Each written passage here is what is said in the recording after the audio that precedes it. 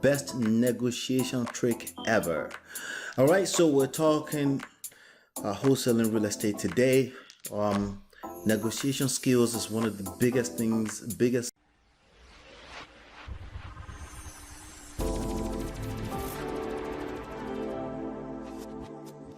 Hey, this is Ola coming to you live from my Empire Pro Studios. On this episode, we're talking about the best negotiation trick ever.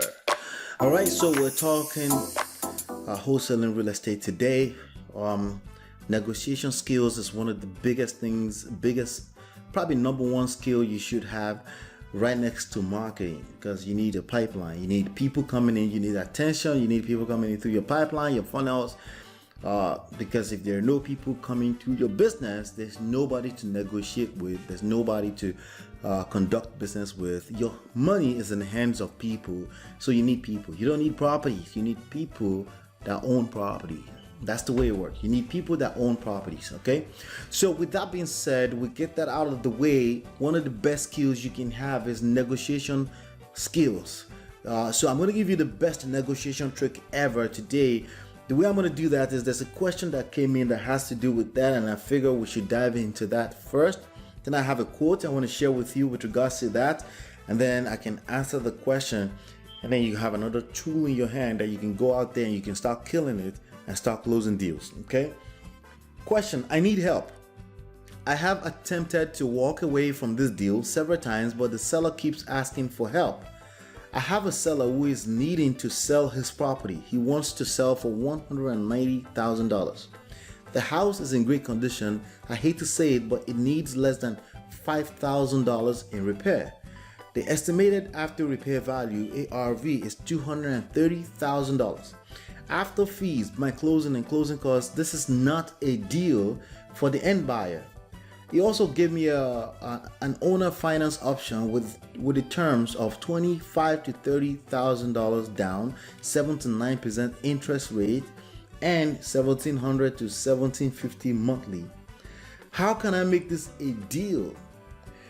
I've got bad news for you. I've got good news and bad news for you, and I wonder, which one do you want first, good or bad news?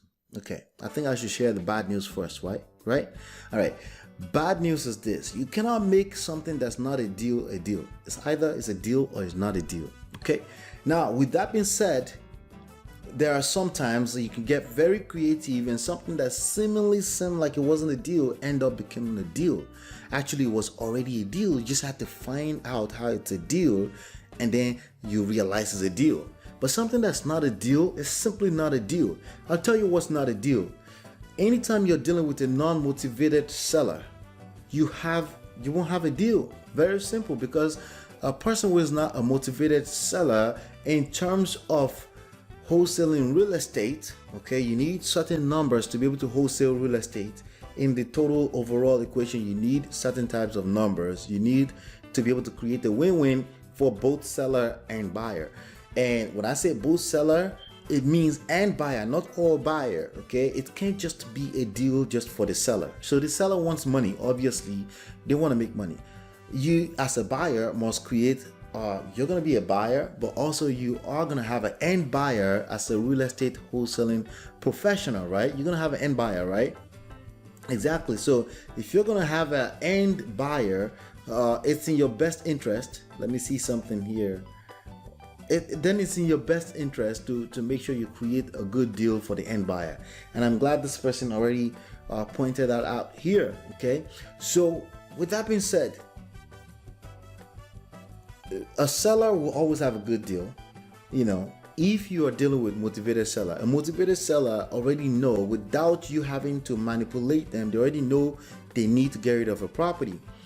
If they don't know already, by you helping them sort through whatever they're going through, some kind of life crisis, the reason why they need to get rid of the property, or maybe they need to move, they don't have time to deal with repairs and stuff like that, they already know that they want to get rid of a property, and it's not about money for them. It's just about convenience and speed for them. They already know that that's a motivated seller. Write this down. It's about speed and convenience for a motivated seller. Okay. If it's not about that, it's about them making as much money, then they start coming up with all kind of gimmicks so they can make money, and then basically you lose control. Remember, you should come to the table as a problem solver, okay? They should have approached you as a problem solver, not the other way around. Because if you end up chasing them and you're approaching them and you're chasing them and you're trying to do the deal, it's your first deal, so you sound desperate and all this stuff, you're going to chase them away, or they're going to see you as a sucker and they try to sucker you. This particular deal looks like somebody trying to sucker you into a deal, okay? And you said quite a few things in the question, and I want to go through the question again and point out those things. That way you can avoid this in the future or gain more control while you're negotiating or you're prospecting in the future, okay? So I need help. All right, I've attempted to walk away from this deal several times, but the seller keeps asking for help. If you've attempted to walk away multiple times, that means you keep coming back. That means you walked away and you didn't mean it, right? And you keep coming back to the same deal, the numbers didn't change. That means you walked away from a deal, but you didn't really mean it. You keep trying to make it a deal, right? Guess what that says? It means you're weak. You're the weakest link in that transactional equation, right? And that means you're gonna lose. You're not in control. The seller is in control. The seller, from the sound of things, sound like somebody who is savvy, and another investor who sees you as a sucker. They're trying to sucker you into a deal, as opposed to you dealing with a seller, somebody who lives in a home, or the landlord who is just tired. They don't care about the numbers. They're just trying to get rid of it. As opposed to somebody who is telling you all these different gimmicks and creative financing stuff. That's a sign right there. Somebody offering you creative financing. They're offering you creative financing. You're the one that's supposed to be offering creative financing, not the other way around. If the person is offering you creative finance, they're in control, and you can't win that game. You can't win it nonetheless doing a win-win, okay? If you're going to create a win-win, you need to be able to win as well too. If they're the only one that's going to win, they're trying to sucker you, then you can't win. That's what this sounds like, okay? So if you've tried to walk away from the deal several times, the same deal, the numbers hasn't changed, the same deal several times, that means you're in a very, very bad negotiating position. This is the trick right here. This is the best negotiating trick ever. You have to be able to walk away and mean it, okay? That means you walked away unless they call you back and you meant it. If they call you back, they're calling you back because they're willing to change their numbers. They're getting more desperate, they're getting more motivated. And of course, you should assess the situation and see if they've changed positions. But if they haven't changed positions on their numbers and they're calling you back, and then you're saying you're coming back to the same deal over and over, that's a very, very bad negotiating position for you. So the best trick for negotiation is to put yourself in a position where you're willing to walk away and mean it. Does that make sense? All right, great. So let's keep going here. That's the first lesson there. I have a seller who is needing to sell his property. If he truly needs to sell his property, he would have changed position, but he wants to sell for $190K. The house is in great condition. I hate to say it, but it needs less than $5,000 in repair. If the property needs less than $5,000 in repair, and that's really, really a true statement, and if you're in a fairly nice, okay neighborhood, like in mid New Jersey, central New Jersey, I don't know your neighborhood, but like around $200,000 to $400,000 deals, right?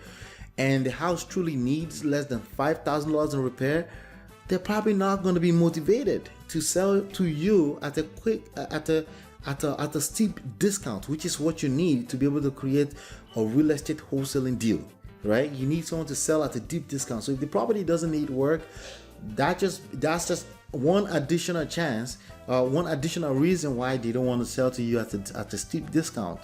Okay, if they're facing foreclosure, it doesn't matter if it's in repairs or not. That's a distress that you can solve. That's a problem that you can solve, and you should be approaching it from that standpoint, right? So the house is in great condition.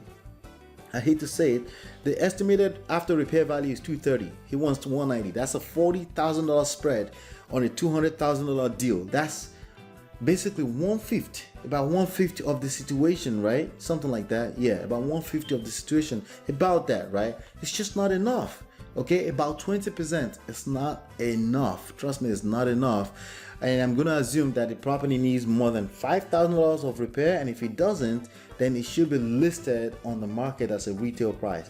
Then you can offer them a retail deal, list the property, and make some commissions if you're licensed. Okay, that's what I would do. Okay, as opposed to trying to go back and forth with them to try to pick up the the property and locking it on a contract, I say, hey, let's do a listing contract so we can get you the most money we can get you. Why sell it for 190 when you can get 230? If you can get 230, let's get you 230. I'll make commissions from it. Okay, I have my guy help you list the property. We can sell it. Focus on how you can solve their problem from their standpoint. Okay, but once you get to a place where somebody is offering you creative financing, like the terms of $25,000 to $30,000 down, they're asking you for that, you lost control of that as a real estate wholesaling deal. You should have said, you know what, let me offer you something else. Let me help you list the property. Let's help you find a buyer. Let's help you get the most money you can get for this property, because clearly money is their motivation. If money is the motivation of your seller, they're not motivated. That's what that means. Okay, you need to be dealing with them from a retail standpoint. Okay, so how can you make this a deal? It's a retail deal. Okay, if they're willing to get 180, then they should have time. Okay, if they don't have time, then they should come less on the money. They should be selling that property for 125, 130. That's it. No excuse, no going back and forth about it. They should be willing to collect 125 to $130,000. So that's the only way to make it a deal. And again, if you're dealing with a non-motivated seller, they will say like, nah, I'm not interested. Remember, it wasn't a deal in the first place if that ever happens to you. Okay, so the best positioning for negotiating in wholesaling real estate is to be willing to walk away in a minute. And in order to be able to do that, you need options. You need to have a pipeline that's full. You need to have a pipeline. You need to learn how to market. You need to have the knowledge of prospecting. You need to know your market so you can negotiate the right way, so you can have the right conversation. You can maintain control while you're having conversations with this prospect. And if you can't have control, you can't have two heads in the household. You have two heads, that's a butt. That's not good.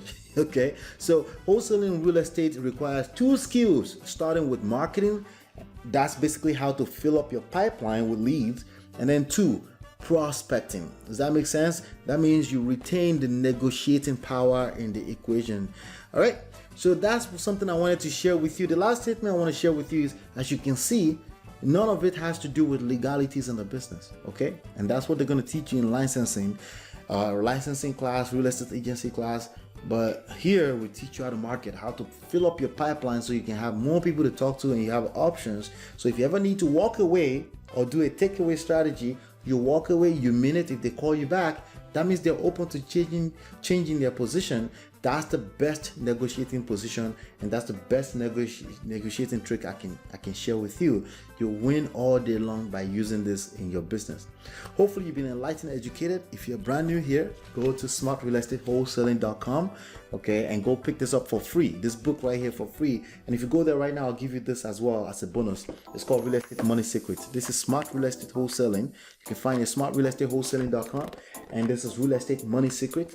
All right, and I will see you on the next one. Don't forget to give it a thumbs up. Don't forget to share the video with people you know will love it.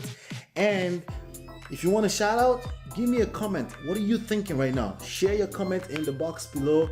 I will see you on the next one, and peace.